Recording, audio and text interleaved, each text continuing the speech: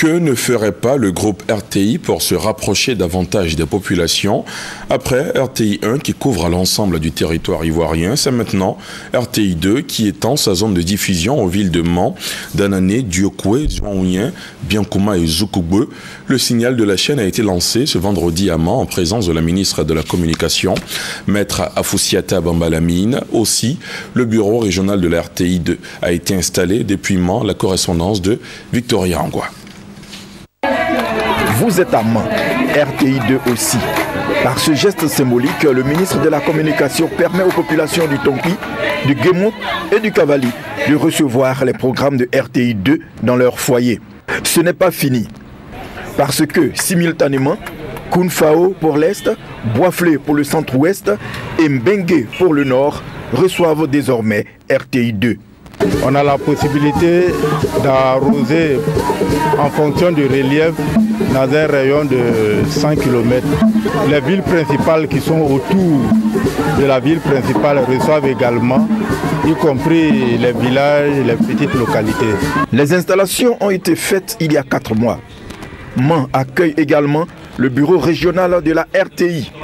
2 correspondants, Jérôme Kwaku de la radio et Ève Boué de la télé. L'actualité est une denrée qui se consomme à chaud. L'information est un produit qui a besoin d'être immédiatement mis sur le marché.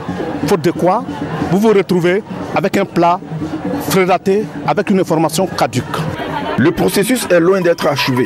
La RTI a des ambitions. La couverture à 100% du territoire national par RTI 1. Après la ville de Mans, nous serons au premier semestre de l'année prochaine également à San Pedro et nous nous attellerons au moins avant la fin de l'année à disposer également dans le nord de la Côte d'Ivoire. La place de la RTI dans le paysage audiovisuel est donc un souci pour le gouvernement. Des moyens ont été dégagés.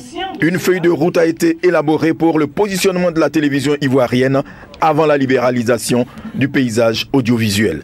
Il faut d'abord terminer avec le processus de numérisation dont la date a été fixée au 17 juin 2015. Donc lorsque nous allons le faire, à ce moment-là, le processus de libéralisation qui a déjà commencé avec les dossiers qui sont en préparation va pouvoir être lancé dans la foulée. En ce qui concerne la télévision et la radio nationale, nous sommes prêts, nous sommes fin prêts effectivement pour cette libéralisation. La cérémonie de Mans a été l'occasion d'attribuer une double cabine et une moto au personnel.